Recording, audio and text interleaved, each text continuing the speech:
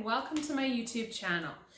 I am a full-time reseller, mainly on the Poshmark app and as well on my own website. So definitely follow me if you're interested in thrift hauls and what sold videos and Poshmark information.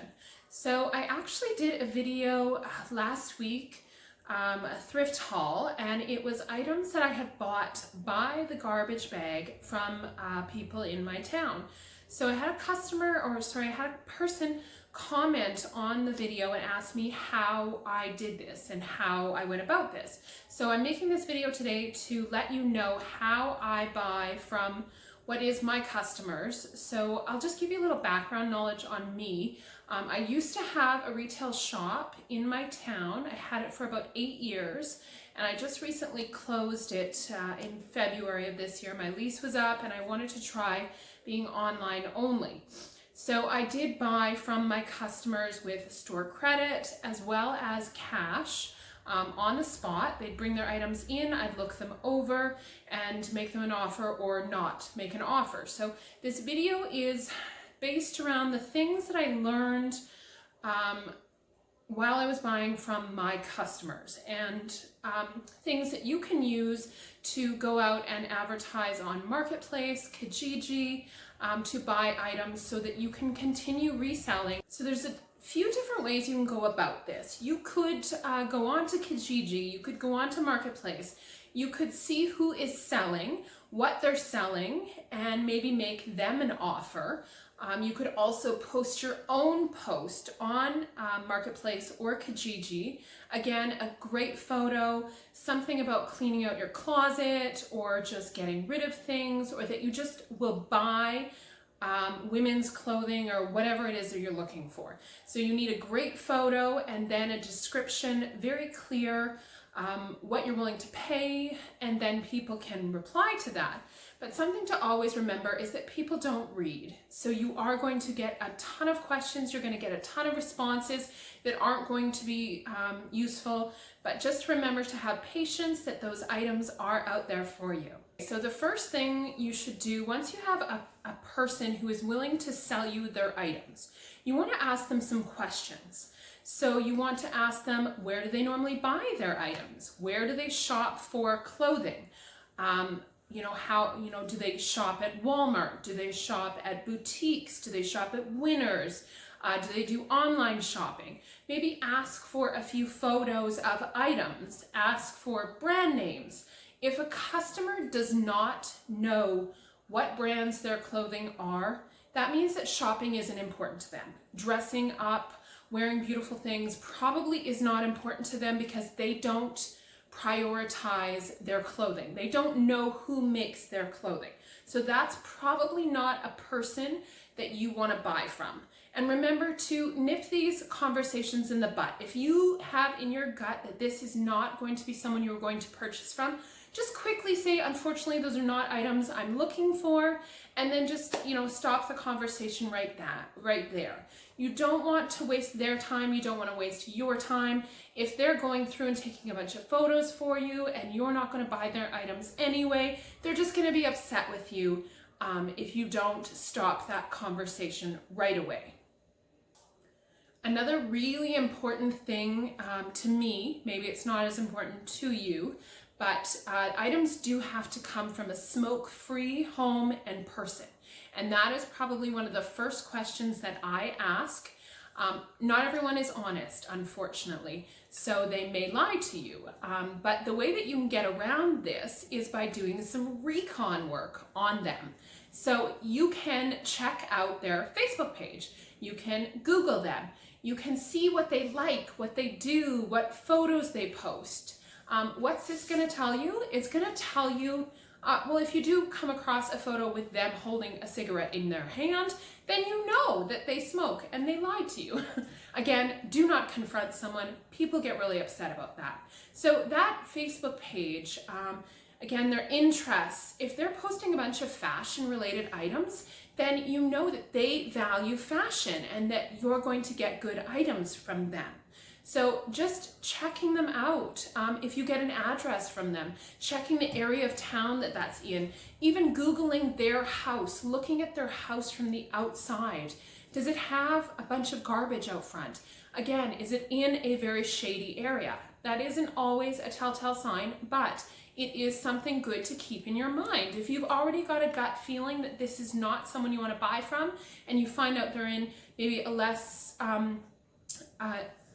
maybe a poorer area of town, then maybe you don't want to buy from them. It's your money that you're spending, and you want to make sure you're spending it on products that you can sell. You've got items that a customer is willing to sell you and you're ready to buy. You're excited, maybe you've seen a few things, maybe you've heard brands that you're excited about. How do you pay for these items? When I've agreed with a customer that I'm going to buy their items, I let them know that I'm going to be sending them an EMT payment, and I'm going to send it before I come. So if I'm coming to them around 1 o'clock, I let them know at noon. I send them a message through Messenger and I say, hi, I'm here. I'm going to be picking up those items at 1 o'clock. Please let me know that you have them on the doorstep and I will send you the EMT payment. So you have that hour for them to get back to you. You don't want to go pick something up when it's not sitting where you'd like to pick it up, and you don't want to pay for something until you know you have it. So as soon as the person has responded and said that the item's on their doorstep, then I send EMT payment and I let them know that I am going to be picking that item up, and I pick it up at 1 o'clock. Another option for payment is if you have quite a large Poshmark closet, maybe you could offer them a store credit. I bought a lot of items at my store with store credit, and it worked out really well for me because the amount that I was handing over for store credit was in my favor because I had paid costs for those items. So maybe a customer would want to trade with you. Maybe you say, I'll offer you $50 in my Poshmark closet. So maybe you don't, put that on Poshmark. You instead pull those items down from Poshmark and just drop them off to the customer when you're picking up their items as well. So a trade instead, maybe a way for you to get more bang for your buck. Okay, here's some things that I want you to remember. First of all, one person's garbage bag size is different than another person's. Maybe they have the huge hefty bags, or maybe they have just a smaller white bag. So you need to remember that when you're buying by the bag. Most bags will hold anywhere from 20 to say 40 items. So if you figure that around 30 items is what's going to be in a bag, I personally don't like to pay any more than $30 for a bag. I paid as little as $10, but the most I've ever paid is $30. When I opened those bags, there was about 25 items in there, so I paid almost a little over $1 a piece. Sorry, yes, a little over $1 a piece. So not bad, because if you've paid $30, you only need 2 items to make back that money. And even if it is completely full of garbage, you have learned, and a lesson you've learned, and it's valuable, even though. And normally in that bag will be something that you can make your money back on. What you can do is you can create lots, either on eBay or Poshmark. You could put items together that are similar, or create reseller listings, and maybe it's a mystery listing. So you're going to offer someone else 20 items for a certain amount. So you can get that money back somehow. It is not a complete loss if there is not gems in that bag. Okay, so most important, if you take nothing else from this video but this point, people have a value that they put on their items, and it's normally what they paid for it.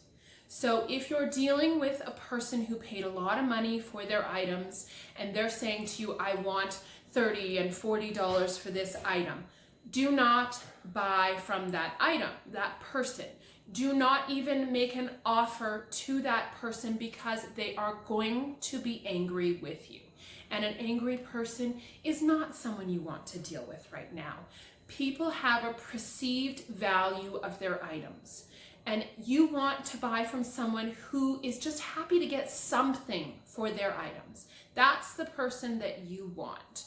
When you try to make an offer to a person who has, say, put time into listing their items, is selling them on Marketplace, they have a perceived value. They want a certain amount for their items, and if you're not willing to pay that, you're just going to upset them. So just be wary of that and know that you may upset people with your offers. But again, you need to buy for a certain amount, and you're going to make your money when you buy. That's when you make your money. If you can buy it for $1 a piece, or even less, or whatever, $2 a piece, that's when you're going to make your money. So I hope this has helped you. I hope you'll consider subscribing to my channel. This is just one of many videos that I'm going to be doing about things I've learned having a retail store and applying that to now my e-commerce store and selling on Poshmark. I thank you so much for watching, and I hope you have a wonderful day. Bye-bye.